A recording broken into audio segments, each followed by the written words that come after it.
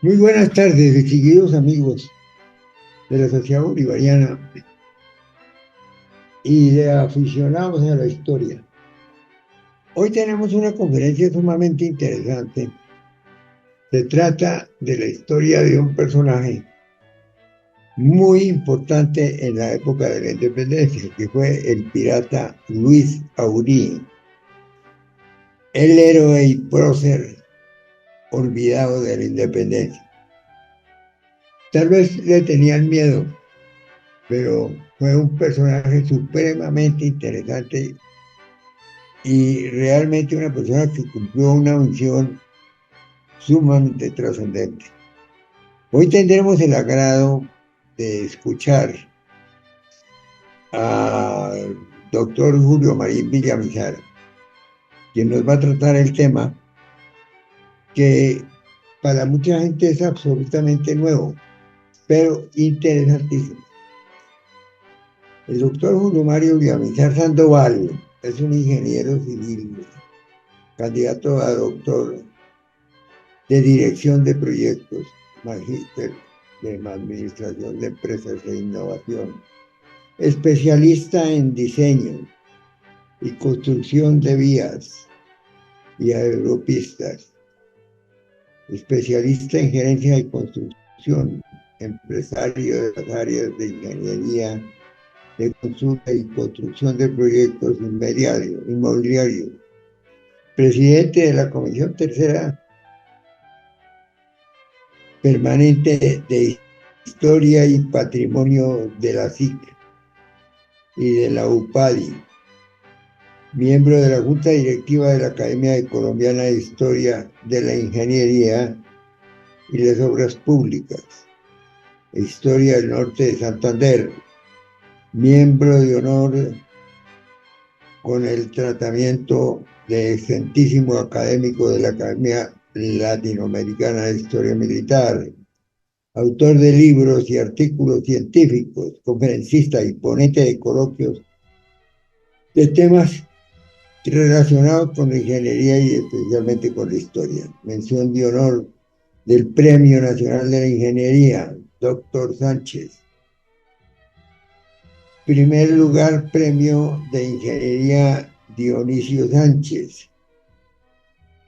Primer lugar, Premio de Obras CEMEX de Colombia y finalista de la edición internacional en México del 20º Premio Obras Gómez CEMEX en la categoría de habitacional. De manera que con mayor agrado le damos la palabra a nuestro ilustre ponente hoy, del doctor Julio Mario Villamizar Sandoval. Y gracias, doctor Miguel Santamaría, por la invitación y por la presentación. Y además estoy muy complacido de poder eh, presentarles hoy un resumen de la vida del corsario Luis Aurí, que entre otras cosas, como lo decía mi general Salcedo, quien me guió en esta investigación y además fue mi mentor, fue precisamente el doctor Cacua Prada, porque él hizo una investigación hace unos años sobre Luis Abreu muy compleja. Él logró investigar en el Archivo General de la Nación una serie de documentos que permiten evidenciar gran parte de las cosas que hoy voy a comentar, porque finalmente lo que queda escrito es lo que se puede evidenciar. Y, y afortunadamente existía una serie de documentos y de cartas que se cruzaron con Auri, incluso Bolívar, Santander y Montilla y otros personajes en su momento que dan, pues, digamos, fe de su actuar aquí en Colombia, ¿no? Pero entonces voy a empezar, voy a compartir una presentación. Esta investigación que yo hice sobre Luis Saurí tiene una historia, y es que hace hace un año, más o menos, con motivo del bicentenario de la Armada Nacional, precisamente por la batalla de Maracaibo en 1823 de julio, la Armada Nacional hizo una invitación a todas las academias de historia y centros de historia de Colombia para que sus académicos presentaran mm, investigaciones, artículos o algún tipo de documento que estuviera, digamos, acorde para poder ser seleccionados y ser presentados en una edición especial de una revista precisamente por el bicentenario de la Armada Nacional. El presidente de la Academia de Historia de Norte de Santander, que es el doctor Olger García, nos hizo llegar esa invitación a a todos los académicos, y pues yo tenía algo que me llamó la atención, es porque mi investigación o mi línea de investigación ha venido siendo la historia de la ingeniería. Y dentro de la historia de la ingeniería, yo escribí junto con mi papá un libro sobre Agustín Codazzi y su legado en la formación de los ingenieros civiles en Colombia, y bueno, y militares también. Entonces, en algún punto coinciden Auri y Codazzi, y dado eso, pues yo pues dije, bueno, aquí hay un planteamiento importante en cuanto a la actuación de la flotilla del corsario Luis Auri, y entonces llamé a la Armada, a una capitán de navío, que es como la coordinadora historiadora de la Armada Nacional, y le comenté pues, que yo tenía o podría escribir algo sobre el corsario Luis Auri. Lo que pasa es que como Luis Auri tuvo una enemistad con Bolívar, pues no sabía qué tanto podría ser, pues digamos, para poderlo publicar. Manifestaron que no, que era muy importante poder conocer el actuar de Luis Abreu como en nuestra independencia, ¿no? Y fue así que presenté el artículo, mm, y este artículo fue elegido para la publicación y lo publicaron. Publicaron 4 artículos en esa revista, uno del actual presidente de la Academia Colombiana de Historia, el doctor Martínez Garnica, sobre el almirante Padilla, el mío que es de Luis Auri, y otros 2 artículos de un vicealmirante y un almirante que ahorita no recuerdo muy bien, también relacionados con Padilla y pues digamos, con los inicios de la Armada Nacional. Entonces, cuando empiezo a hacer esta investigación, pues lo primero que hago es contactar al doctor Cacua. El doctor Cacua tiene mucha afinidad también aquí en el norte de Santander. Él es santanderiano de San Andrés, y su hijo, o uno de los hijos, vive aquí en Cúcuta. Trabaja en una universidad, y con las cámaras de comercio asesorando en temas de emprendimiento y esas cuestiones, y pues digamos pude hacer el contacto por el medio de él. Él me recibió muy amablemente en Bogotá. Yo viajé hasta Bogotá para entrevistarme con el doctor Cacua. Yo le pedí que me diera nomás una media hora, simplemente para discutir algunos aspectos que yo había investigado, pero para mí era muy importante conocer sus opiniones. Y resulta que no, se nos volvió, fue una tertulia buenísima, más de casi todo el día que estuvimos conversando, porque además también él ha escrito de Santander, y bueno, 150 libros tiene el doctor Cacua. Y además hice otras investigaciones también en el Archivo General de la Nación y otras cosas que me permitieron pues ahondar un poco más en la vida de este corsario. Bueno, la foto que está aquí en esta presentación, pues realmente es una foto absolutamente gringa. Los gringos lo tienen, pues lo catalogan como pirata, más que como corsario, pero como pirata, eh, eh, digamos como bandido, ¿no? Lo tienen en esta pintura la tienen en un museo de piratas en la Florida. creo que es en San Agustín, si no me equivoco.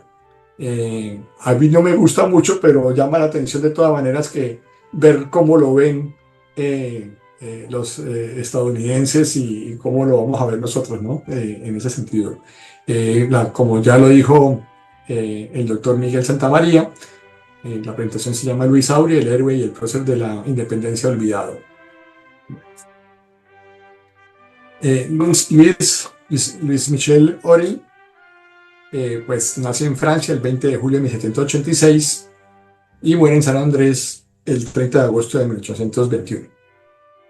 Un segundo que voy a quitar aquí en la... Qué pena. Ya.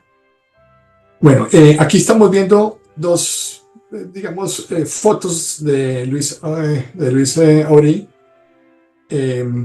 La de la izquierda es una foto cuando él era muy joven, porque es que él verdaderamente inició su vida militar a la edad de 10 o 11 años en Francia. Y la de la foto de la derecha sí es ya él, tal vez unos 30 y pico años, porque él también realmente no vivió mucho.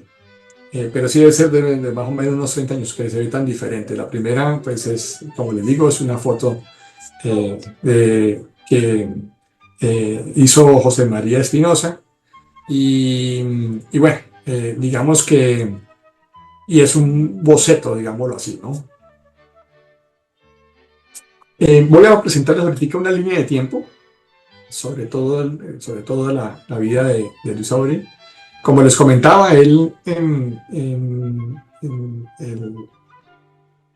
ingresa a la escuela militar en Francia a la edad de 10 u 11 años y se forma por un periodo de 2 años. Después de esta formación se embarca con la Armada francesa hacia Martinica, siendo que Martinica es colonia francesa, y llega a Martinica pues con la Armada francesa. En 1804, cuando Napoleón se proclama como emperador, esta marina francesa que estaba apostada en Martinica se disuelve. Y estos marinos pues pasan a ser corsarios porque además quedan sin nada más que hacer. Y la razón por la cual ellos, esta armada se disuelve es porque iba en contra de las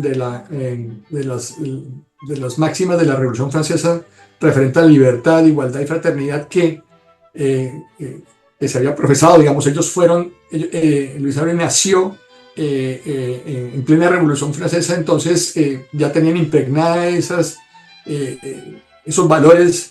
Y claro, al ver que se proclama Napoleón como emperador, pues lógicamente hay una deserción completa de la armada, de las tropas que estaban aquí en Martinica.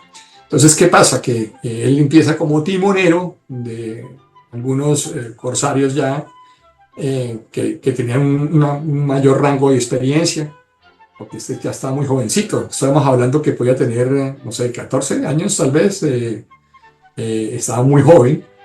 De hecho, cuando él viene cuando él viene de Francia hacia Martinica, él era el segundo aspirante de la embarcación en que venía, y el comandante era un hermano de Napoleón. Pero él, como les digo, él empezó a los 10 o 11 años y duró 2 años de instrucción, y luego se embarca en la armada francesa. Tendría 13, 14 o máximo 15 años. Entonces, él empieza como timonero, empieza a hacer, y hace con algunos ahorros, logra luego asociarse con otros corsarios logrando tener, pues digamos, más poderío en ese sentido. Y es en ese momento donde los estados, él empieza también, digamos, a tener una acción en las costas de los Estados Unidos, y los Estados Unidos le otorgan la patente de corso por los mismos Estados Unidos, y durante 7 años se la pasa por la costa de los Estados Unidos, pues combatiendo a los ingleses. Eh, y está bajo las órdenes de Andrew Jackson, que posteriormente fue el comandante del ejército estadounidense y después fue el séptimo presidente de los Estados Unidos. O sea que Jackson, él como corsario estaba a órdenes de Jackson. Ya después, en algún momento, los ingleses y los estadounidenses llegan a un acuerdo, y dentro de ese acuerdo está que se prescinda de los corsarios por ser tratados, y entonces empiezan a tratarlos como más como piratas, contrabandistas, ladrones, y le quitan toda la flota a Aubrey. El quien da esa orden es el presidente Moore. Se da precisamente a Jackson, y prácticamente queda en 1811, le quitan digamos, las embarcaciones que tenía Luis Aubrey, y bueno, quedan otra vez en ceros. En ese momento, ya en 1812, Aubrey conoce a Pedro Agual. Pedro Agual pues era como el canciller de la Nueva Granada en los Estados Unidos, como un diplomático que estaba buscando ayuda para poder buscar ayuda económica y política también, pues para liberarnos nosotros de España, y pues Venezuela, Colombia. Y Pedro Agual, por una gestión que él hace con el gobierno de Carolina del Norte, logra que le den un barco inglés que había sido incautado, y se lo ponen a su disposición, y lo nombran como Francisco de Paula. Y con ese barco, pues, Aubrey se enrumba hacia Cartagena. Ya en 1813, en mayo, llega Aubrey a Cartagena, y el gobernador Amador le entrega la patente de corso. O sea, ya ahí venía ya la segunda patente. Bueno, ya había tenido la patente de Estados Unidos primero, ahora tenía la patente de corso de Cartagena, ya era la segunda patente de corso. Y el 10 de agosto lo nombran comodoro. Este grado militar pues realmente es de la Armada, digamos, aquí en Colombia no existe ese grado militar, porque es un grado como entre un coronel y un coronel full y un general, ¿no? Un grado, pues aquí actualmente no existe en la Armada Nacional, pero es un grado alto, es mayor que un coronel, y le asignan 4 goletas. Se vuelve muy importante Luis Aubrey para la seguridad de Cartagena, y en el Caribe empieza también a tener ya a actuar para defender, digamos, de España y también de los ingleses. Tienen unas acciones en el Caribe, defendiendo a Cartagena. Y ya en 1815, en diciembre, ante la toma o el bloqueo de la Armada o de los españoles en Cartagena, Aubrey tenía 13 barcos a disposición, 13 naves en ese momento. Ya había empezado con 4, pero ya con todo su actuar y con todo el botín que tenía, porque es que la patente de corso se diferencia del pirata porque, digamos, que tiene una concesión de la República que se le otorgan, que todos sus botines y todo lo que logren y todo, pues eso se revierte para el corsario, con el fin de poder alimentar a la tropa, poder arreglar los barcos que se dañan pues con los combates, en fin, para la ganancia propia del corsario. Entonces, ya, como les digo, ya tenía ya 13 barcos, y ven la necesidad que tienen que salir de Cartagena. Hay una tormenta o un huracán de los que hay hoy en día, que se avecinaba, deciden sacar a 2.000 personas en sus 13 barcos, lo que, digamos, lo llevó a que se deshiciera absolutamente de todos sus cañones, de toda su fortuna, porque tenían que desocupar los barcos, quitarles el peso, con el fin de pues que pudieran transportar a más personas para sacarlos de Cartagena por la llegada de Morillo. Entonces salen en esas 3 embarcaciones y rumbo a Haití, llegan un mes después, pero resulta que en esta odisea realmente solamente llegan 4 barcos. Los demás barcos o las demás embarcaciones, unas naufragan y otras son tomadas por los españoles. Y dentro de todos estos personajes que salieron, o sea, que salieron de Cartagena en la flota de Auri, pues se encuentran muchos de los que organizaron la República después y muchos de nuestros próceres, y muchos venezolanos también. Estaba eh, Antonio Sea, eh, Sucre, estaba Zulet, estaba incluso que a raíz de esto fue que me ha invitado el doctor Santamaría a esa conferencia, el papá de las Ibáñez.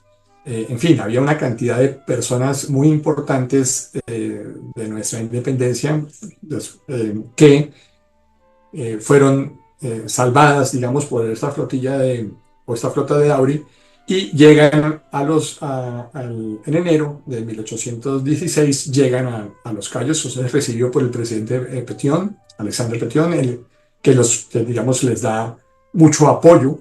Y en ese momento, Bolívar con Luis Brión llegan también a Los Cayos, y conociendo que se encontraba pues todos estos expatriados de Cartagena en Haití, los congrega y los lleva hace una reunión eh, en donde él se proclama como jefe supremo único para liberar a Venezuela. Esa fue esa reunión se hizo en la casa de Jane Boville, y en esa misma estaba eh, Bolívar como en una silla más alta que la de los demás, un poco como emperador, ¿no? Y él expone las razones por las cuales se debe ser, debe ser, digamos que como jefe supremo, ser designado como jefe supremo. Pero en esa reunión, Luis Auri, que estaba también, eh, dice o opina que él ve más conveniente que se haga una junta de tres personas o de 5 personas para poder liberar a Venezuela, y que no sea en cabeza de una sola persona, precisamente por lo que iba en contra de lo que él renunció a su armada por Napoleón, porque digamos veía que se estaba repitiendo el modelo de Napoleón, quedando solamente todo en manos de Bolívar. Y en ese momento, pues Bolívar, pues, pues ese comentario o esa solicitud que hace Auri junto con otro corsario que también estaba ahí, otro francés, eh, pues le da una enemistad tremenda, porque no está de acuerdo. Lógicamente votan, gana la propuesta de Bolívar de ser el jefe supremo único, y lógicamente estos franceses pues se acogen a lo que se votó, y no hubo ningún mayor problema. Sin embargo, Bolívar nombra como comandante para liberar, digamos, de la armada para liberar a Venezuela, a Luis Brión. Que Luis Brión no era militar, sino Luis Brión era hijo de un hombre muy rico de Curazao, que puso a disposición de la causa libertaria a todas sus embarcaciones y mucho dinero. Al ver, pues, lógicamente que Luis Brión, que no tenía el rango militar que podía tener Auri, que ya era comodoro, y al ver que no le daba, que quedaba subalterno, pues él dice, no, o sea, aquí no tengo que ser, aquí no tengo cabida yo, y yo más bien decide irse hacia los Estados Unidos. Pero antes de eso, em, antes de eso, eh, los, habían, digamos, Pedro Gual había creado como una fundación que llamaba América Libre, que, como les contaba, buscaba tener mucho apoyo económico para la causa libertaria, pero también había otra fundación de esas en New Orleans, que era de mexicanos. Entonces, al oír esta organización al conocer que ya no tenía la patente de corso de Cartagena, Luis Abril, pues lo llaman y le dicen, venga, nosotros le otorgamos la patente de corso como de México y lo que necesitamos es ir a liberar Texas. Esa fue su primera misión. Entonces, en 1816, en agosto, Luis Aubry llega a Texas, no tiene mayor resistencia de los españoles, la libera fácilmente y es nombrado gobernador civil y militar de Texas. Y además es el primer gobernador, bueno, en la historia aparece como el primer gobernador de Texas. En, eh, en Texas, ahí en Galveston, tienen unas actuales ahí, pero no dura mucho tiempo. Viene otro corsario y toma la posesión de él. Entonces, esta organización de Nueva Orleans le da una nueva orden, digamos que es ir a liberar la Florida, la isla de Amelia en la Florida. Antes de embarcarse de Texas hacia la Florida, para liberar a la Florida de los españoles, llegan ahí a Texas Agustín Codazzi, Constantin Ferrari, que era otro compañero de Codazzi, italianos, y también el francés Luis Perú de la Croix, y se integran a la flotilla de Luis Abril, se ponen a sus órdenes. Entonces, ya con esto, ya todos estos, con la demás tropa, todo, llegan a la isla de Amelia y la toman y la liberan. La isla de Amelia realmente está en la Florida, en la parte norte, muy al límite con Georgia. Entonces, se toman la isla. Lo primero que hacen Luis Aubry es convocar a unas elecciones para que sus pobladores elijan quién los va a gobernar. Él no se pone entre la lista o no se propone para ser el gobernante, sino que dice que él tenía la idea de que los militares deben servir precisamente para garantizar y conformar las repúblicas, pero no para gobernarlas. Y en ese momento gana esa elección Pedro Gual. Entonces Pedro Gual queda como presidente de la isla de Amelia en la Florida. Pero al poco tiempo, hay que recordar también que no les dije, y es que gran parte de la tropa o de los marinos de Luis Abril eran africanos, afroamericanos. Entonces, cuando ven que la isla media es liberada por este corsario que tiene soldados libres afroamericanos, pues eso no es una buena señal para los de Georgia, que veían como una amenaza que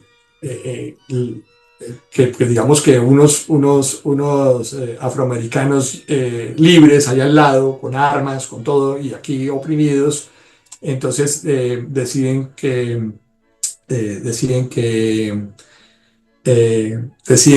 invadir, digamos, tomarse la isla Amelia, y ahí estaba comandando ya Jackson como comandante comandante del ejército estadounidense, y por el número de tropa y todo, pues ese no tiene mayor resistencia y hasta ahí llega lo que fue su actuar en la isla de Amelia, que es, como les digo, es una isla que está pegadita, pues ahí en la parte norte de la Florida.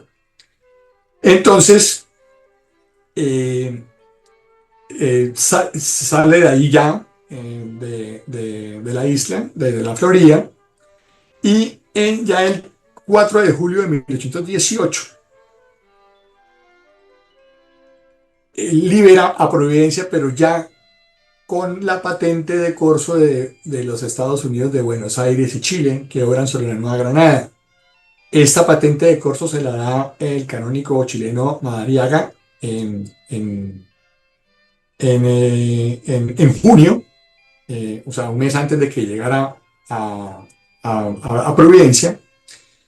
Este canónico, pues, digamos, tenía la autoridad de darle la patente de corso, o San Martín le había dado esta digamos, sí, le había otorgado lo que él podía llegar a hacer, digamos, para poder otorgar estas patentes. Y llegando a Providencia, la libera también fácilmente. No tuvo, digamos, una respuesta de los españoles. Eh, y, y cuando él ve que los españoles, digamos, tuvieron una dificultad para poder abandonar la isla, precisamente porque entre Santa Catarina y Providencia existía digamos que el calaje no era muy profundo, entonces les tocaba dar como una vuelta para poder salir para el otro lado, huyendo de una invasión. Entonces le da a Agustín Codazzi la orden, como era ingeniero militar, de que no solamente fortifique a Providencia, sino también que haga un dragado que le permita, en caso de que llegaran nuevamente los españoles, ellos poder huir fácilmente, y no lo que le pasó a los españoles cuando ellos llegaron. Entonces liberan a Providencia en 1818, el 4 de julio, es decir, un año antes de la batalla de Boyacá en agosto de 1819. Entonces, los pobladores de Providencia pues acogieron muy bien a Luis Abri, y digamos también la población negra también no tuvo ningún problema en acogerse, porque digamos que él lo que buscaba era eso, la libertad y la fraternidad y la igualdad, ¿no? Que es lo que profesaba. Entonces, ya estando en Providencia, pues él cree necesario que ponerse a órdenes de Bolívar, pues porque ya venía haciendo una labor importante en emancipación de nosotros, y resulta que le escribe a Santander para que lo reciba Bolívar en Bogotá, y él viaja con Agustín Codazzi, también con Perú de la Croix, y viajan hasta Bogotá. Pero Bolívar definitivamente no le concede audiencia. Al contrario, eso fue de otras cosas de las que les contaba la vez pasada. Decide que ni siquiera atenderlo. Y ese mismo día había una fiesta en la casa de las Ibáñez. Y las Ibáñez, al enterarse que estaba en Bogotá Luis Aurín, deciden invitarlo, le dicen a Bolívar que le invite, porque él había salvado la vida de su padre en 1815, cuando salieron hacia Haití, de Cartagena. Pero Bolívar, pues es como no lo quiso ni atender ni nada, pues ahí tuvo como un encontronazo, y las Ibáñez le dijeron: mire, si no viene Luis Aurín no va a haber fiesta. Entonces Bolívar mandó a buscarlo, y Luis Aurín no quiso ir. Cuando lo invitaron, dijo que no, ya estaba lamentándose, tomando trago, llorando, ahí llorándole a Codazzi, diciéndole que, pues bueno, lamentándose porque digamos que Bolívar no lo había atendido, no quería saber nada y lo trató muy mal, lo trató de corsario, de pirata, de bandido. Entonces, en abril de 1821, Bolívar expulsa a Aurea de Colombia. Le dice que tiene que ir de Colombia, que él no era bienvenido acá y se tiene que ir ya, pero no podía expulsarlo de Providencia, porque finalmente eh, en ese entonces, pues él había liberado y tenía su cuartel, digámoslo así, en Providencia. Entonces no lo puede expulsar y sale, se va a Barranquilla y se encuentra allá con Madariaga nuevamente. Se encuentra en Barranquilla y Madariaga le dice, le encomienda que, que por la patente de corso de Buenos Aires y Chile se vaya a liberar Centroamérica con fin de liberar, digamos, Centroamérica para llegar a Panamá. Entonces, en ese momento, Luis Auri llega y designa a Agustín Codazzi para que vaya a hacer esta liberación, digamos, si se fuera hacia Centroamérica, y él se va para Providencia. Toda la flota de Auri se va al mando de Agustín Codazzi, se van para el centro, para Centroamérica. Llegan a Centroamérica. eh, Llegan a Centroamérica y tienen unas batallas, toman algunos barcos españoles, y 3 meses después se da la liberación de Centroamérica. Si vemos nosotros que realmente las banderas de Centroamérica, de varios de los países de Centroamérica, tienen el azul celeste y de Argentina y el blanco, es precisamente porque los barcos digamos, la patente de corso dada por Buenos Aires y Chile, pues inician esa liberación ahí en Centroamérica, y por eso es que muchos de esos países tienen la misma bandera. Regresa Luis Aubry a Providencia y encuentra ya perdón, Codazzi regresa a Providencia y encuentra a Luis Aubry muy herido, muy mal herido, porque se había caído un caballo, eh, y muere en 1821, el 30 de agosto, precisamente en las manos de Agustín Codazzi. Digamos que la mayoría de los oficiales y marinos de Aubry pues fueron incorporados a la Armada Colombiana después de su muerte, y digamos, ahí también se puede ver que pues tampoco era tan pirata y tan bandido Aubry, porque si fuese así pues no se hubieran incorporado toda esta oficialidad y todos estos marinos a la Armada, ¿no? Porque fue incorporada por Brión. Brión muere como al año después también, en París. Ahora no recuerdo bien, creo que sí fue en París que muere Luis Brión, en el 22, y pues básicamente, en esta, bueno, en algún momento también, echando un poquito para atrás, cuando Bolívar expulsa a Aubry, recibe una traición de Luis Pérez de la Croix, que era su segundo comandante, y lo traiciona, se pone a órdenes de Bolívar, y fue su decano. De manera que también eso pues no deja ver que si usted es un bandido, pues no va a poner a su segundo comandante como su decano. De manera que son cositas que voy explicando ahí, mirando que el actuar de Luis Abril pues tampoco era de pirata, eh, sí, bandido, digámoslo así. Eh, y básicamente, pues ahí, con la muerte de Luis Aubry, en, en el mismo artículo que escribe el presidente de la Academia Colombiana de Historia, el doctor Martínez Garnica, él expone en su mismo artículo que unos historiadores dicen que la Armada Nacional se inició con la flotilla o con la flota naval de Luis Auri, pero él sostiene que la Armada Nacional nació fue en 1821 en la Constitución de Villarrosario de Cúcuta, porque ahí fue donde se le dio, digamos, se dio administrativamente, se crearon unas armadas en, en Guayaquil, en Venezuela y en no recuerdo muy bien, pero digamos que ahí fue donde se constituyó, digamos, como administrativamente la Armada Nacional.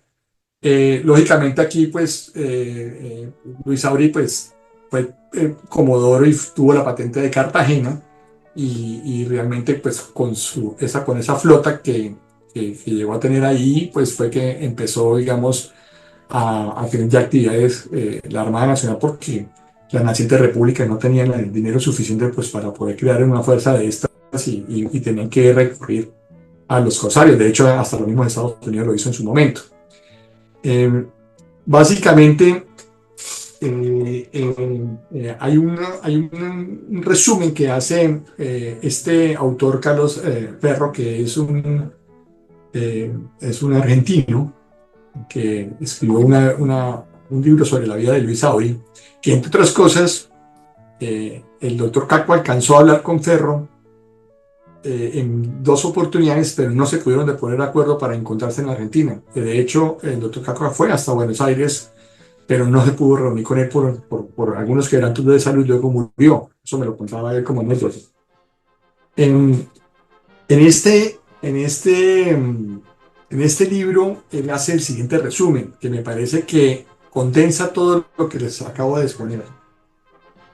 De él puede decirse que es un francés ignorado en Francia, un brigadier general de la Revolución Mexicana desconocido en México, un libertador de la Florida subestimado en esa tierra de sus hazañas, general en jefe de una escuadrilla argentina de la que nunca oyeron hablar los argentinos, un capitán de navío de Venezuela del que no ocupa el diccionario de los próceres, comodoro de la República de Cartagena, uno de los libertadores de la Nueva Granada y proclamador de la independencia de San Andrés, Providencia y Santa Catalina, negado por los colombianos, libertador de Galveston y gobernador de Texas, desconocido por tejanos y por mexicanos, héroe de la libertad de Honduras, Nicaragua, Guatemala, proyectando liberar Panamá bajo órdenes de San Martín, sin una página en la historia oficial de la antigua República Federal Centroamericana. Libertador que creó estados independientes, corsario de Argentina, enalboró la bandera azul y blanca de Buenos Aires en Old Providence y Santa Catalina, y en sus naves por más de 3 años, y la mantuvo airosa a pesar de enfrentar el poderío militar de los Borbones, llegando a conmover los sagrados oídos de Fernando VII. Muchas gracias por su atención. Hasta aquí ya esta presentación. Me parece que la conferencia fue sumamente buena. Nos trajo a cuento muchas cosas sumamente interesantes que naturalmente ayudan notablemente a despejar algunas dudas sobre la época de la independencia.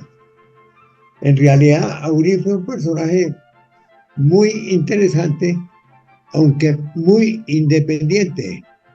Él tenía su propia fortaleza y con esa andaba para todas partes. Con eso, él logró, por ejemplo, por primera vez la libertad de Providencia, que es sumamente importante para la historia. Y lo mismo, algunas otras ciudades, y se fue para el sur después de haber cumplido un montón de circunstancias de aquí, ¿no? De manera que es muy sumamente interesante este punto y valdría la pena tal vez profundizar un poco más sobre lo que fue la importancia de Auri, porque fue en realidad un héroe paralelo que andaba en los alrededores de la independencia produciendo hechos muy importantes, sobre todo sobre lo que es la libertad, y resulta que aquí en Colombia prácticamente está olvidado, pero de todas maneras es un personaje sumamente interesante y que nosotros tenemos que... Venga, Jorge, a ver, las manitas aquí levantadas. Señor, ahí está abierto todo. El Jaime Andrés María. Pero eso es de Miguel, yo no abro el micrófono. ¿Qué? Yo no abro mis micrófonos. Abre el micrófono, Jaime. ¿Y quién más que Andrés Rodríguez? A ver quién quiere hacer un comentario. Gracias. Bueno, primero que todo, pues darle los agradecimientos a Julio Mario Villamizar, el ingeniero, colega mío con quien trabajamos en una comisión de la Ciudad Colombiana de Ingenieros que se llama Historia y Patrimonio.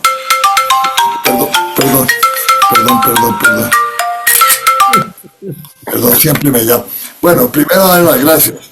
Muy interesante esta información sobre Auri.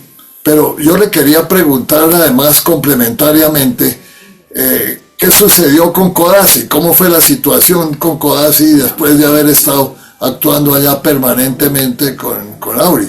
¿Qué sucedió? Sí, está bien. En 1821, cuando ya se muere Luis Auri, pues él dice, bueno, me voy para Venezuela. Arranca para Margarita. Y ahí es donde empieza, llega a Venezuela y se queda 22 años en Venezuela. Y en Venezuela pues hace varias actividades. Primero que todo, el presidente Páez le designa una misión importantísima que es la colonia Tovar, que significaba irse a Europa y traer una colonia entera de unas personas con diferentes oficios, convencerlas para que llegaran aquí, en este caso pues a Venezuela, y lo hizo con alemanes. Se trajo una colonia entera de alemanes, los estableció ahí cerca a Caracas, precisamente en una finca de un señor que donó las tierras de apellido Tovar, y ahí se creó la colonia Tovar. Eso es una de las grandes, yo diría, proezas, porque eso no era fácil traer a tanta gente, convencerla y llevarla y traerla acá, y lo que se buscaba era como una transferencia de tecnología. Entonces, o sea, digamos, uno viendo esto en retrospectiva, la mentalidad del presidente Páez pues era grande, ¿no? Pensaba en grande, ¿no? Porque era traer pues a toda esta gente y lo logró. Tuvieron muchas dificultades, entre otras, como llegaron a principios del siglo también, que se repiten las pandemias cada 100 años, pues realmente estaban en una pandemia y les tocó hacer cuarentena, y también se murieron algunos de estos alemanes, pero bueno, finalmente se logró el objetivo. También fue el gobernador de Barinas y lo más importante, hizo todo el Atlas de Venezuela. Sin embargo, también él estuvo involucrado en el colegio militar para la formación de los ingenieros en Venezuela. Él dictaba clases de matemáticas, de geometría y otras, algo muy por el estilo de lo que hizo aquí en el Colegio Militar de Bogotá. Entonces, ahí Codazzi en algún momento, cuando llega al poder Monagas, el presidente Monagas, Páez intenta hacerle como un golpe de Estado, y Monagas empieza a perseguir no solamente a Páez, sino a todos sus amigos. Y como estaba ahí Agustín Cossi le tocó mandar a la familia para las Antillas, o sea, para Curazao, y él salir corriendo, escabulléndose por todo de Maracaibo. Él también estuvo en la fortificación de Maracaibo, y llega a Cúcuta. Y cuando llega a Cúcuta, pues ahí es donde recuerda que un año atrás, él llega en el 49, enero del 49, un año atrás, en enero del 48, le había enviado el presidente Mosquera una solicitud de que viniera a Colombia a hacer lo mismo que había hecho allá en Venezuela con el Atlas, o sea, hacer la geografía de Colombia. Entonces se va para Bogotá, se pone a órdenes del presidente Mosquera, y en ese momento no tenían todavía los recursos para empezar con la comisión coreográfica, y le designa o le da digamos, le da el puesto de digamos, le da el puesto de inspector del Colegio Militar, que es cuando cuando hace como un diagnóstico. Si bien es cierto, la ley que crea el Colegio Militar del 47, del 1847, establecía, y en eso Lino de Pombo estuvo asesorando al presidente Mosquera, que se formaran ingenieros civiles y militares. De todas maneras, Agustín Codazzi hace algunos ajustes a ese plan de estudios que permiten que, digamos, o orienta a que se gradúen más civiles que militares, y de hecho así fue. La primera promoción en 1852 de los ingenieros civiles, de los 20 primeros de la primera promoción, 18 eran civiles y solamente 2 militares. Lógicamente, en ese momento la necesidad de esa república que estaban haciendo, pues era ya más civiles que militares, porque ya pues, se suponía que ya estábamos como libres, aunque estábamos peleando entre nosotros mismos. Pero finalmente ese fue como en resumen lo que pasa después de que está con Auri, llega ya. Y también, entre otras cosas, Agustín Codazzi le pasó casi lo mismo que Colón, porque en 1815, después de que Napoleón, pues, digamos, con lo de Waterloo queda por fuera, estas tropas quedan licenciadas, no saben qué hacer, y entonces empiezan a hacer como comercio en el Mediterráneo con telas y otras cosas, una vocación comercial. Y con Ferrari, precisamente con el que llegó allá, cuando se puso a orden de Auri con Perú de la Croix por Pedro Gual, en ese momento llegaron a un puerto y dijeron, bueno, vámonos para América, porque en América pues está todo este tema de la independencia, vamos a ayudar allá, vamos a poner en servicio nuestras capacidades, porque tenía una formación importante, de una formación de artillero y de ingeniero militar. Entonces, perdón, ellos todavía no iban para la India. Iban para la India, y entonces cuando llegan al puerto que se iban para la India, en el Mediterráneo, no sé en qué puerto era, el barco había partido 2 días antes. Y estaba uno listo para partir para Baltimore, los Estados Unidos. Entonces dijeron, no, pues vámonos en este, y ahí fue cuando dijeron, bueno, allá están con el tema libertario, vámonos para allá, vamos a apoyar, y se fueron, pues ellos llegaron, fue a Baltimore, entonces y de Baltimore cuando bajan, se encuentran ya en Texas, porque Pedro Gual los convence de que se unan a esto, y entonces ahí es cuando se juntan con Auri. Pero es más o menos la coincidencia que tiene Agustín Codazzi ahí. ¿Y qué pasó con Agustín Codazzi? Pues muere en 1859, yendo ya a levantar pues toda con su comisión coreográfica, para levantar toda pues, esa comisión coreográfica. No era la geografía, realmente era un solo componente, porque era una maravilla el alcance de ese contrato. Es el contrato más importante del siglo XIX de Colombia, y además entre las personas que conformaron esa comisión coreográfica, había gente supremamente importante y de muy alto nivel, ¿no? Un Juan Císar, un Pérez Manosalva, que fue también presidente, botánicos muy importantes. Estaba Ponce de León también como ingeniero, que fue pupilo también de Codazzi. En fin, digamos que era una cosa increíble, ¿no? Increíble, porque levantaban información económica, información cultural, social, en fin, ¿no?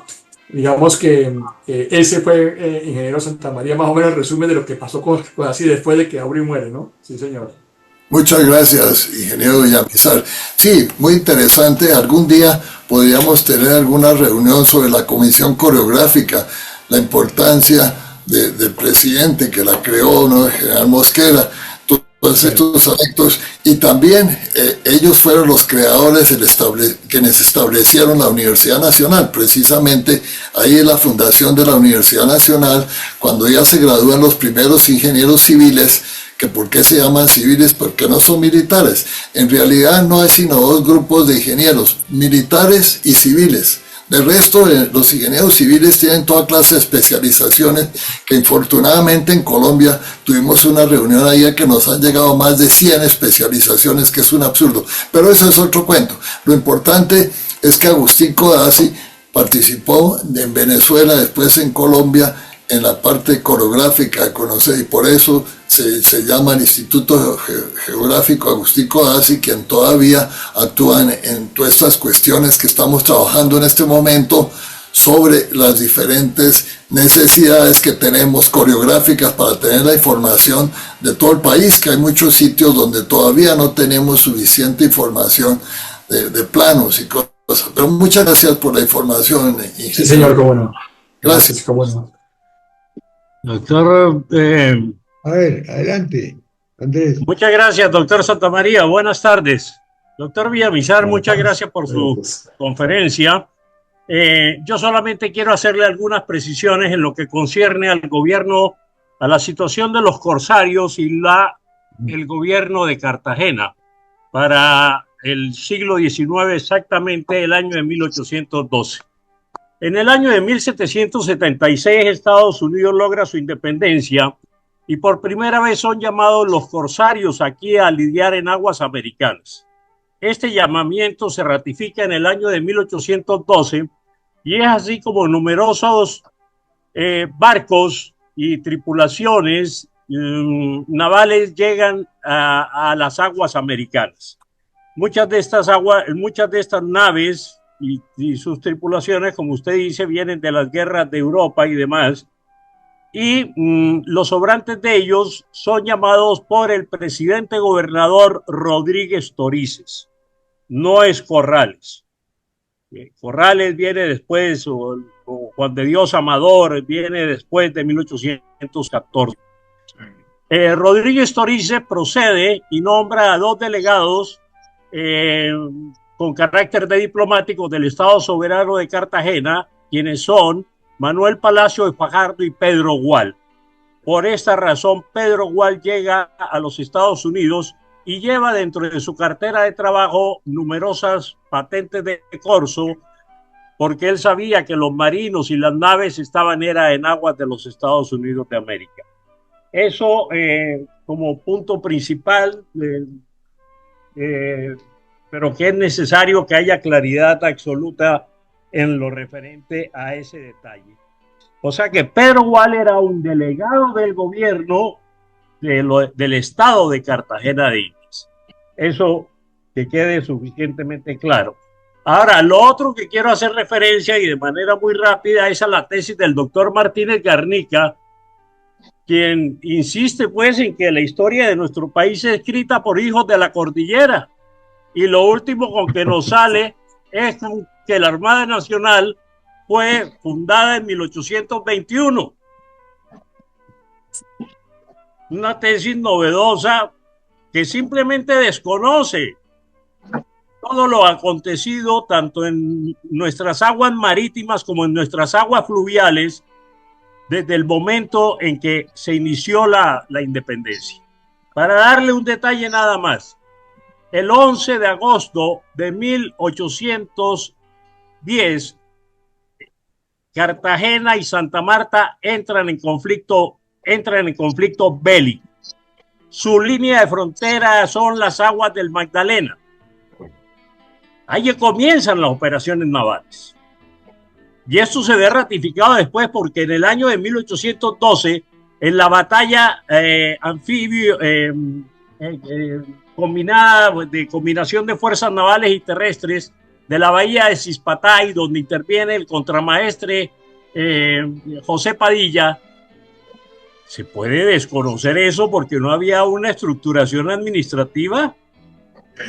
Le da la batalla de Cispatay, y como le digo, la situación constante de conflicto. Más aún, posteriormente, Labatut, el coronel Pedro Labatut toma Santa Marta, toma unos barcos españoles. En uno de ellos huye de Santa Marta, porque es la realidad. ¿Se puede desconocer eso alegando un papeleo administrativo? No. Entonces, no pedimos más, pero tampoco nos contentamos con menos.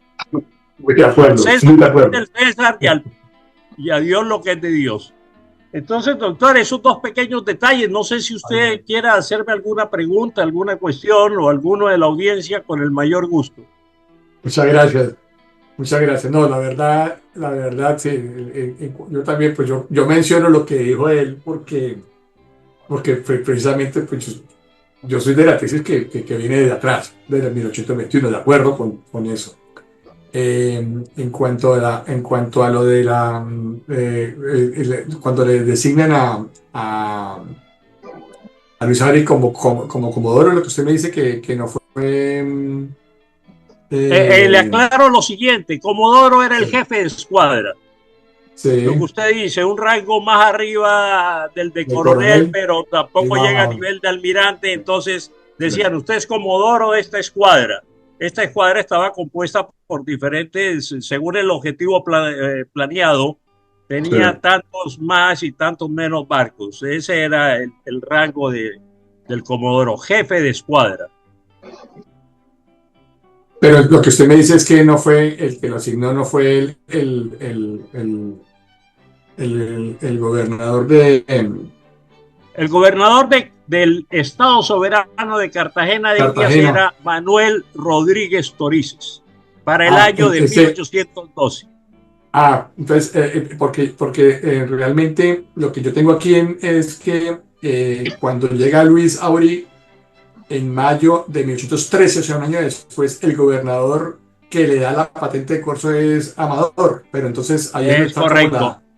Rodríguez Torices es del año 12 12, claro. al año Antes. 14, cuando quiera que es nombrado para formar parte del triunvirato que gobierna las provincias, que gobierna las provincias unidas de la Nueva Granada. Nada. Él dura en Nada. ejercicio de su cargo hasta noviembre 30, cuando quiera que hace las gestiones para trasladarse a Bogotá a establecer allá el gobierno del triunvirato, junto con Custodio García Rovira y Hola. con Juan Manuel Restrepo. Perfecto, no, listo, muy bien, muy Esa es claro. nuestra- Sí, señor. Le agradezco inmensamente esa precisión. No, señor. Y Yo tenía una pregunta. claro que sí, Jaime. Yo tenía lo siguiente, Andrés. En el reciente homenaje que se le ha hecho al almirante Padilla, ¿está bien estructurada toda esa información? No, Se habló más que todo de la batalla del lago de Maracaibo, pero de los comienzos de Padilla en lo que fue la batalla de la bahía de Cispatá. La bahía de Cispatá, ubiquémonos en cercanías del Golfo de Morrosquillo, era de donde venían los alimentos para Cartagena. Debido a la revolución de los curas, Cartagena fue puesta prácticamente bajo estado de sitio y según lo relata su presidente Rodríguez Torices, Cartagena sintió hambre, no le llegaban alimentos. Se desarrolla una campaña militar y esta tiene tres objetivos. El uno, al mando del coronel Cortés Campomanes, que vence a los realistas en la batalla de Mancomoján. La segunda era la toma de la bahía de Cispatá y lo fundamental, el fuerte de Zapote. Y la tercera era la toma de Santa Marta, a cargo del coronel Pedro Labatut. Y esto es lo que se desarrolla. Con la batalla de la bahía de Cispatá emerge la figura de José Padilla. Y no te puedo decir si en el reciente homenaje que se le hizo no me dio esa impresión, no asistí a ningún acto, pero oí y lo que manifestó la prensa, no se hizo mención especial, se hizo referencia más que todo a lo que fue la batalla del lago de Maracaibo. sí, Entonces sería interesante escribir un artículo para la prensa a raíz de eso y pedir que se publicara y hablar de esta batalla de Cipatá, que es importantísima, allá en el Golfo de Morrosquillo, importantísima, porque ese es el origen de las actividades del almirante Padilla, y entonces sí vale la pena recordar que fue 1812, según nos ha informado. Vale la pena escribir un artículo por parte suya y lograr que lo publiquen en la prensa, ¿no? Lo difundan. Gracias. Claro que sí, Jaime, tienes toda la razón, pero lo cierto es que estoy ahora hasta de secretario de la Academia de la Historia de Cartagena y entonces tengo 20.000 cosas. Pero he tomado nota de tu anotación, he tomado nota de tu manifestación. Pero sí sería muy interesante que se reviviera la historia de la batalla de Chipatá. Eso lo podemos hacer, doctor Santamaría. Está muy entre las nubes. Una futura conferencia de la sociedad No, bolivariana. pues sin lugar a dudas una batalla muy interesante. Las tropas patriotas estaban a cargo del coronel Miguel Caraballo y se dio una orden, pues, recordar ya de nuestra guerra a muerte. No se tomen prisioneros porque los espíritus de los patriotas muertos así lo exigen. Y cómo descubrieron que había habido una gran cantidad de muertos en esa batalla por la cantidad de goleros, chulos que llaman en Bogotá, buitres que se veían sobre la región donde se libró esa batalla. Es muy interesante la parte de la bahía de Zipatá. No, pero además se podía ir allá a la bahía de Chipatá y dejar una constancia, poder alguna forma, ¿no? Alguna piedra recordatoria, un monumento, alguna cosa recordando eso, que es muy importante de la historia, que la gente no conoce. De eso hemos tomado nota y dentro de un mes, 2 meses o de pronto ya el año entrante haremos una visita al sitio donde se libró esa batalla y trataremos de dejar allá alguna especie de placa, alguna cuestión conmemorando esa situación. Eso fue el 20, si la memoria no me falla, el 26 de noviembre de 1812, esa batalla. Pues es muy interesante, en realidad, estas conferencias, por eso es que es interesante que se aclare lo de la batalla de Chipatá. Esto está quedando en permanente puesto de consulta. Esto es un complemento de la historia que estamos haciendo. De manera que aquí comienza a coger cuerpo para el conocimiento de la gente cualquier parte que sea tan importante como esta de la batalla de Chipatá. Sin lugar a dudas, y todo ello con lo que ha manifestado el doctor Villamizar de la personalidad de Luis Auri, que si bien era el jefe de una isla deshabitada, Providencia en ese entonces no tenía ninguna connotación, que no nos vengan con el cuento pues de que fue el primer territorio independiente de la Nueva Granada. Pero en fin, es interesante todas estas cuestiones. No sé, doctor Villamizar, si usted tiene algún interrogante relacionado con Cartagena. No. Ok, bueno, después le voy a buscar. Bueno, con el mayor gusto, doctor. Otra de las cuestiones es lo siguiente. Mirar mucho. Cuando quiera que se presenta la toma de Cartagena ante el abandono que hacen sus habitantes de la ciudad de Cartagena del 5 de diciembre, lo que permite a Morillo ingresar a la ciudad el 6 de diciembre, la gran mayoría de los próceres se quedaron en Cartagena. Y esos son los fusilados, que son conocidos como los mártires de Cartagena, que son fusilados el 24 de febrero de 1816. O sea que los próceres, no, se fueron muchas familias, sí, y salió mucha gente, pero los próceres prácticamente se quedaron acá. Sí, y yo estaba viendo que casi todos los que se fueron eran más venezolanos, ¿no? Vino mucho venezolano. Acordémonos que Bolívar venía de tomarse a Santa Fe de Bogotá, y estando en Santa Fe de Bogotá en el mes de enero de 1815, recibe la orden de movilizarse para la nueva toma de Santa Marta. Con Bolívar venían muchos venezolanos. Adicional a eso, también llegaron muchos venezolanos con motivo de los movimientos propios de esa época. Venezuela estaba tomada por los españoles, entonces muchos venían a la Plaza Libre, que era al Puerto Libre, que era Cartagena. Claro. Todo se va integrando. ¿Ah? Mire, y también sobre la historia, sobre Lino de Pombo, también tiene bastante información usted. Bueno, Lino de Pombo, más que todo, es el relato que él hace de lo que fue el estado de sitio de Morillo. No conozco ningún otro trabajo de él. ¿Usted tiene alguna...? No, digo yo de su vida también, de su vida como ingeniero, como fue ingeniero, Muy poco. fue el primer ingeniero.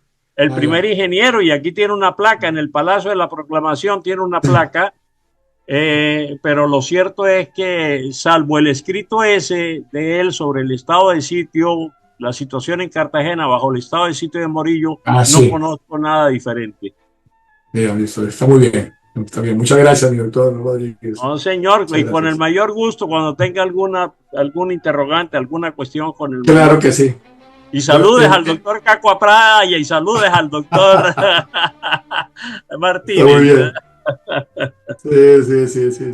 Bueno, pareció. De todas maneras, mi doctor Rodríguez, qué pena que ponerlo en esto, pero yo no sé si me podría regalar su celular de una vez, porque no, después, ¿cómo hago? 315. 222 9138. ¿La placa del carro? También, Juan, buenas tardes. Muchas gracias, muy generoso. Doctor Andrés, mucho gusto y muy generoso. Con el mayor gusto. Muy bien, me parece que también debíamos llamarle la atención al doctor y gran historiador Antonio Cacua, que está muy bien informado de muchos de los momentos más interesantes de la historia, para que nos ayude a aclarar todo esto, porque en realidad es un punto sumamente interesante que se aclare todo esto y se le dé el mérito a los que fueron verdaderos héroes y los que participaron en la independencia. Nosotros tenemos ese compromiso, hermana, que sería interesantísimo lograr que hubiera una mayor información sobre esto.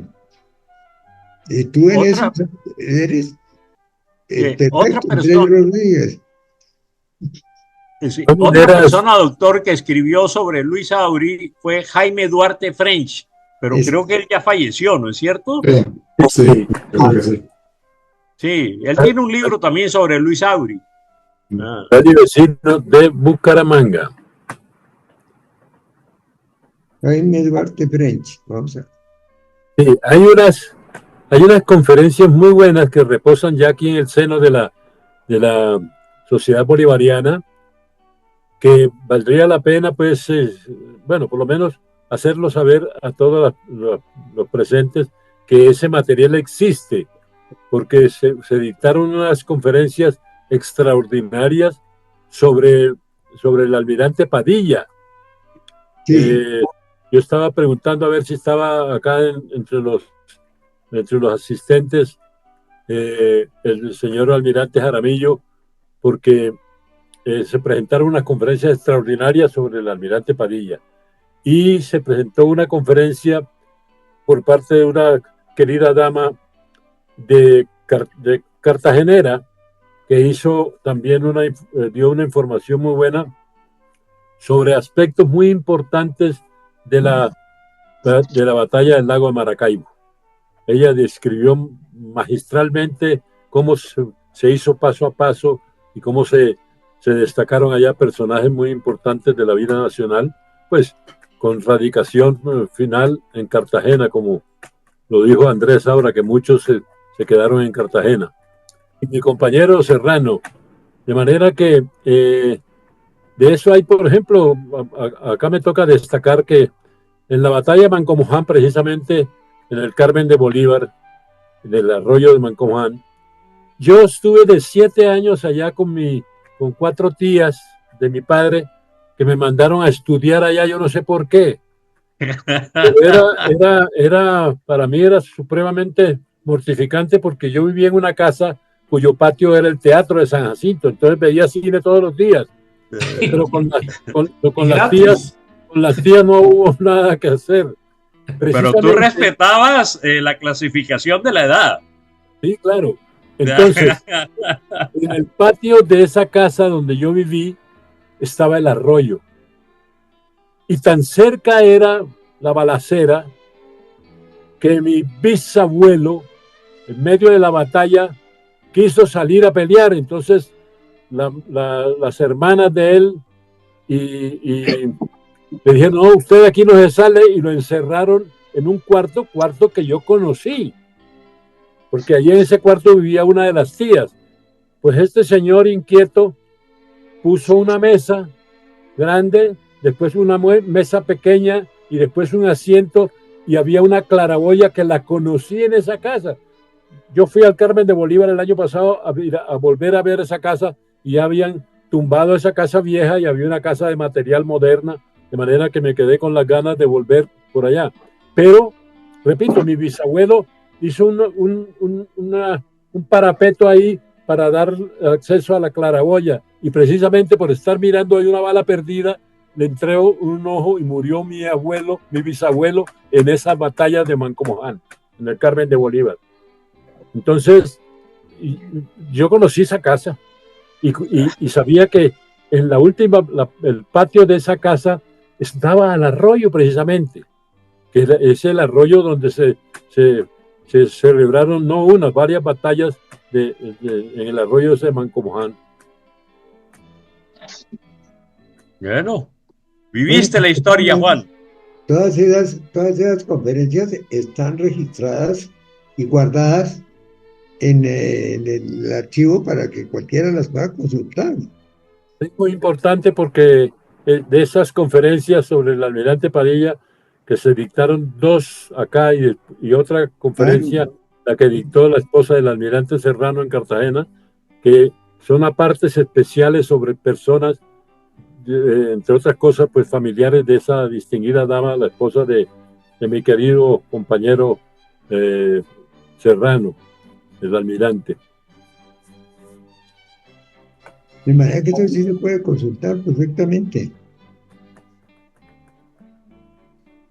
Y naturalmente sirve muchísimo para ilustrar todo esto, que es importantísimo dejarlo claro, para que la gente tenga la verdadera idea de lo que pasó y el mérito de quienes fueron los verdaderos autores de todo ese proceso de libertad tan sumamente interesante y tan sumamente difícil, porque eso no lo podemos dejar en el chismorreo, sino tiene que estar registrado.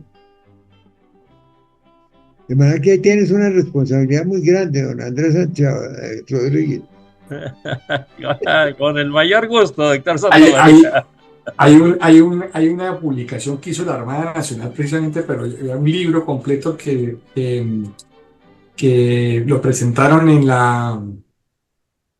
¿Eso fue la Feria del Libro, sería? Yo creo que sí fue la Feria del Libro. En la Feria del Libro en Bogotá, en Corferias, la Armada Nacional presentó un estudio hecho por un historiador, creo que es guajiro. No se me olvida el nombre. Venga a ver si ¿Arregocés? Yo creo que... Espere, voy a intentar ampliar la... A ver si... Lo voy a poner acá. Pero a ver si se alcanza a ver o no. Creo que es Arregocés. Creo, no estoy seguro. Creo que sí, creo que es el presidente de la Academia de la Historia de Riohacha, de La Guajira. Sí es. Sí es. Exacto. Y el nombre de él es, si me permites, te lo doy, pues no tengo Pegasus, pues, pero vamos a defender. Que lo diga porque lo investigamos. Sí, señor. Estoy consultando aquí la red de historiadores de Colombia. Vamos a ver si sale. Mientras se encuentra eso, Andrés, yo creo que hay que volver a recordar la importancia de que todas estas informaciones lleguen a los colegios y a las universidades sobre la historia de Colombia. ¿Cómo se hace para que haya eso? ¿Cómo se podría hablar con el Ministerio de Educación para restablecer toda la historia de Colombia en los colegios y en las universidades? Se hable de la independencia, de lo que tuvimos, Miguel, hasta 1953, que tuvimos lo que se llamaba la Cátedra Bolivariana, que se informaba sobre todo eso. Desgraciadamente se suspendió. Mucho más. Ahorita, ¿a quién le importa eso? El Hay gobierno. hay que esperar año y medio más a que pase el temporal. Por lo menos. Por lo menos. Año y medio. Ahorita lo único que tenemos son las conferencias de la bolivariana que están, como te digo, en YouTube. Ahí está todo eso. Sí, Ese es que esa es la situación de la educación en Colombia, pues que llegó el doctor Betancourt y suprimió la cátedra de historia. Todavía sigo sin entender esa medida, y lo cierto es de que los esfuerzos que se han hecho hasta ahora para restaurarla han sido totalmente no, nugatorios. Pues ya le permite a que cada rector de cada colegio diga cuánto se debe dejar para la enseñanza de la historia. Es un absurdo, pero es la realidad en la que nos estamos tenemos una moviendo. enorme falla. Sí. Le hizo un gran daño Betancourt al país con esa medida absurda. Eso es cierto. Pero sin ir más lejos, pues la ilustre alcaldesa de Bogotá, que está candidatizándose pues para la presidencia de la República, tenemos que pasarle la cuenta de cobro de haber destruido el monumento de los héroes. Semejante monumento de los héroes, algo magistral que teníamos nosotros hacia el norte de Bogotá, pues esta niña pues lo tumbó sencillamente. Sí. Y mandó una cantidad de cafres a que le dieran martillo y se encaramaran por todas partes y tumbaran un monumento, precisamente el monumento a los héroes de la independencia. Lo vandalizaron, Juan. No, pues claro. Vandalizado totalmente. De manera que ni lo permita Dios que esa niña se lance a candidata, porque votaré en contra. Votaremos. Lo que pasa es que el voto no se nota. Julio, creo... Ya lo encontré. Es Jorge Conde Calderón. No, ese es otro historiador. Ese es historiador diferente? de la Universidad del Atlántico, que en estos días dictó una conferencia. Y es factible. Puedo estar equivocado, porque el otro era el doctor Jairo Escobar Arregocés, que también creo que tiene trabajo sobre Padilla. Lo que lo estaba buscando aquí también aquí en el Google, y encontré el libro que es del Bicentenario, que se llama Padilla, Libertador del Caribe y Gran Colombiano. Lo acaba de presentar en estos días. Sí. Perdón.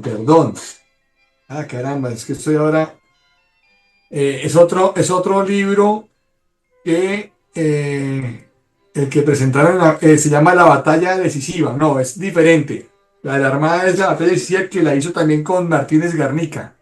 Le escribieron los dos. Se llama a ver cómo se llama esto. Control, ¿no?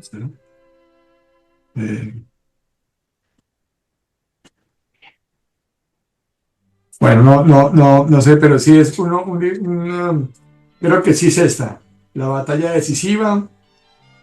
Voy a ponerme gafas.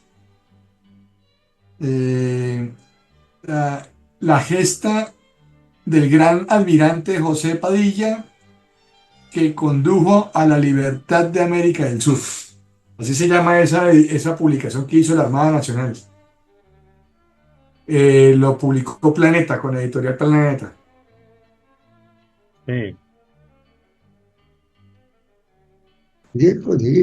Sí, mire, lo escribió tanto Armando Martínez Garnica como Jorge Conde Calderón.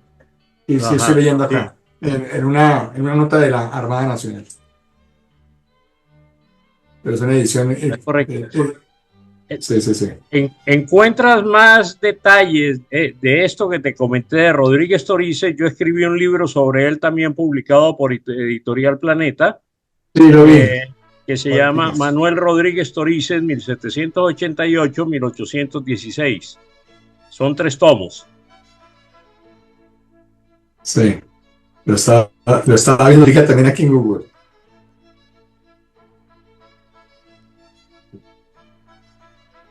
Listo, listo. Mire lo que dice la inteligencia artificial sobre usted. A ver si estamos bien o no. Usted es Andrés Ramón Rodríguez Pizarro, ¿verdad? Confirmado. Bueno, dice, versión generada por la inteligencia artificial. Andrés Ramón Rodríguez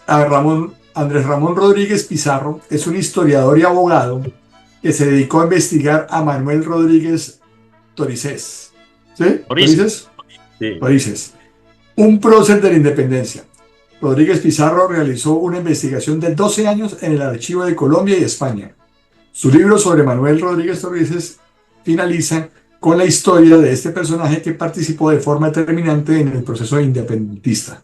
Eso es lo que dice la inteligencia artificial sobre usted. Bueno, menos mal no dice sino cosas buenas, pues.